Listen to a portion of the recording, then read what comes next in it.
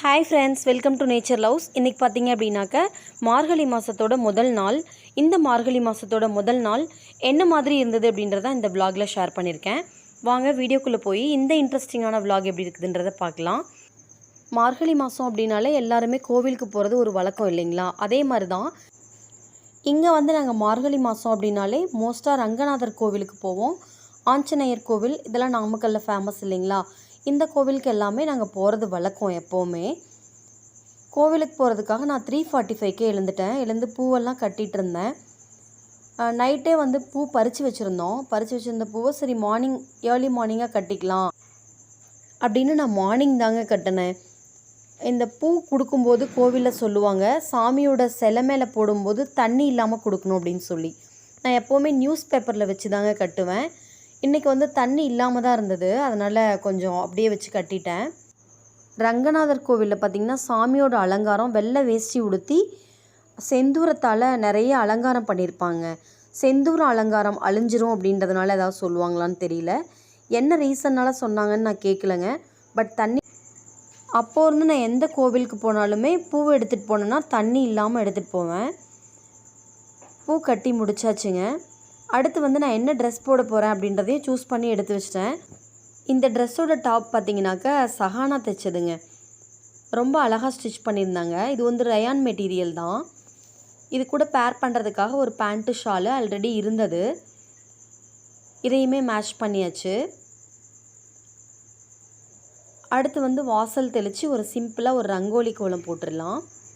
நம்ம இருக்கிற வில்லேஜ் சைடெல்லாம் பார்த்திங்கனாக்கா மார்கழி மாதம் அப்படின்னாலே ரொம்ப ஏர்லி மார்னிங்காக எழுந்து வாசல்லாம் தெளித்து டிஃப்ரெண்ட்டாக சூப்பராக ரங்கோலிலாம் போட்டு சூப்பராக கலக்குவாங்க இல்லைங்களா? எனக்கு நார்மலாகவே கோலம் போடுறது ரொம்ப பிடிக்கும். கோலம் போடுறதுல அவ்வளோ இன்ட்ரெஸ்ட் எடுத்து பண்ணுவேன்.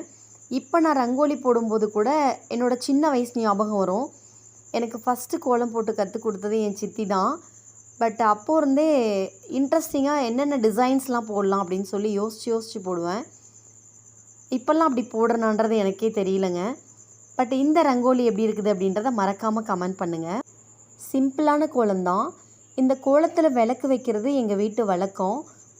மார்கழி மாதத்தோட 30 நாளுமே இந்த மாதிரி விளக்கு வைப்போம். விளக்கு வைக்கும்போது பார்த்திங்கன்னா தட்டில் பச்சரிசி வச்சுருப்போம். பச்சரிசியில் தான் இந்த விளக்கு வச்சு கிழக்கு பக்கமாக திருப்பி பற்ற வைக்கணுங்க. இப்போது விளக்கு பற்ற வச்சாச்சு.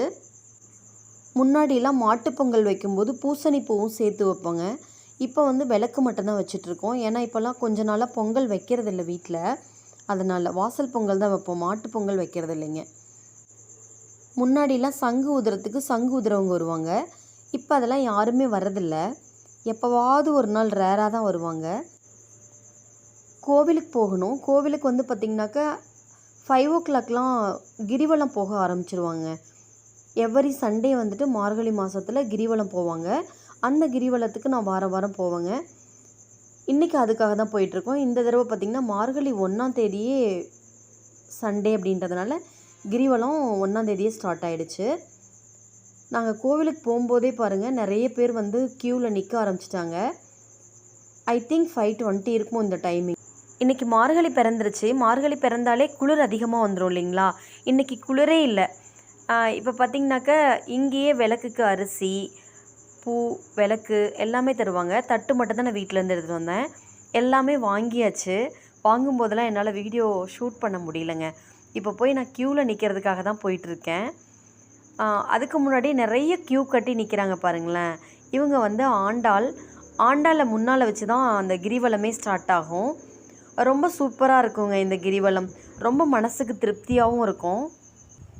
லாஸ்ட் இயருமே பார்த்திங்கனாக்கா மார்கழி மாதத்தில் 5 சண்டே வந்தது. இந்த இயருமே பார்த்திங்கன்னா மார்கழி மாதத்தில் 5 சண்டே வருதுங்க.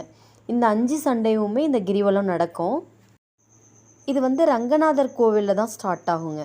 ரங்கநாதர் கோவிலில் ஸ்டார்ட் ஆகி மலைக்கோட்டையை சுற்றி வர மாதிரி தான் இருக்கும் கிரிவலம்.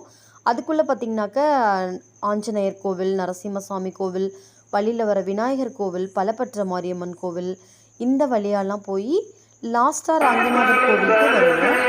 இப்போ கிரிவலம் முடிஞ்சு ரங்கநாதர் கோவில் ஸ்டெப் வந்தாச்சு.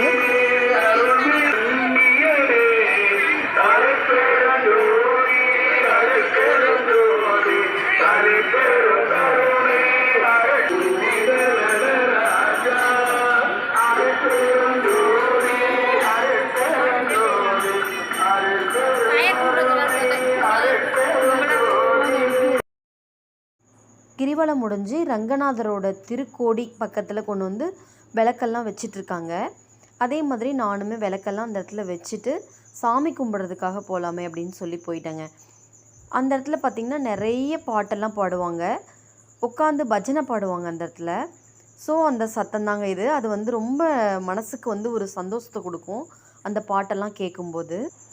இன்றைக்கி வந்து மார்கழி மாதத்தோட முதல் நாள், அதுவும் சண்டே அப்படின்றதுனால அதிகமான ரஷ் இருந்ததுங்க. அவ்வளோ ஒரு ரஷ் இன்றைக்கி கோவிலில் லைனில் நின்று சாமி கும்பிட்டு வர்றதுக்குள்ளேயே டைம் பார்த்திங்கன்னா 7:45 அந்த மாதிரி ஆயிடுச்சுங்க. சாமி கும்பிட்டு வெளியில் வந்ததும் பிரசாதம் கொடுத்தாங்க. என்ன பிரசாதம் கொடுத்தாங்க அப்படின்னு பார்த்திங்கனாக்கா சக்கரை பொங்கல் தாங்க கொடுத்தாங்க. சக்கரை பொங்கல் சாப்பிட்டு கொஞ்ச நேரம் தியானத்தில் உட்காரலாமே அப்படின்னு சொல்லி உட்காந்துருந்தோம். டைம் பார்த்தா 7:40 சம்திங் ஆகிடுச்சிங்க. அடுத்து பார்த்திங்கன்னா ஆஞ்சநேயர் கோவில், லக்ஷ்மி தாயார் கோவில் இதெல்லாம் நான் போயிட்டு வந்துட்டேன். என்னோடய ஹஸ்பண்ட் போகலை. அதனால் அங்கேயும் போயிட்டு போகணும் அப்படின்றதுனால கொஞ்சம் குயிக்காக கிளம்பிட்டோம்.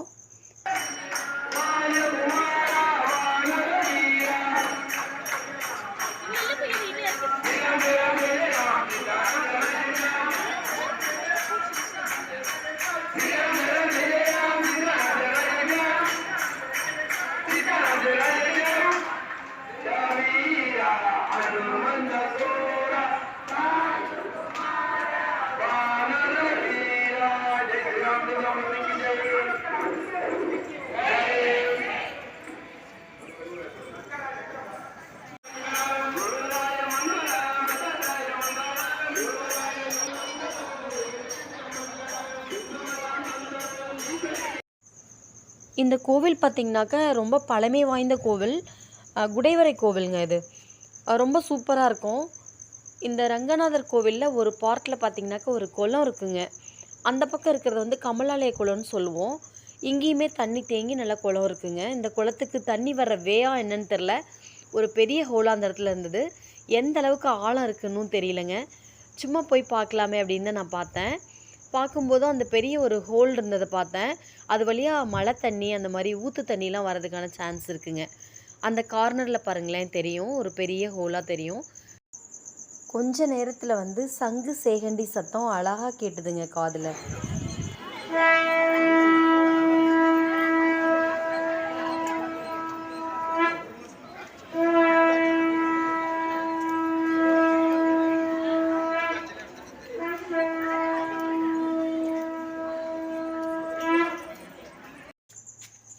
இந்த ஓசையை கேட்டோடனே மகாபாரதம் ஞாபகம் வருது இல்லைங்களா?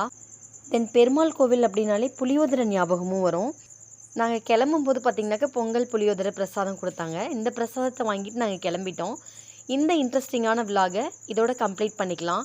அடுத்து ஒரு இன்ட்ரெஸ்டிங்கான விலாகோடு நான் மீட் பண்ணுறேன். இந்த வீடியோவை நீங்களும் என்ஜாய் பண்ணியிருப்பீங்கன்னு நம்புகிறேன். இந்த வீடியோ பிடிச்சிருந்தால் லைக் பண்ணுங்கள், ஷேர் பண்ணுங்கள். மறக்காமல் என்னோடய சேனலை சப்ஸ்கிரைப் பண்ணுங்கள். தேங்க்ஸ் ஃபார் வாட்சிங்.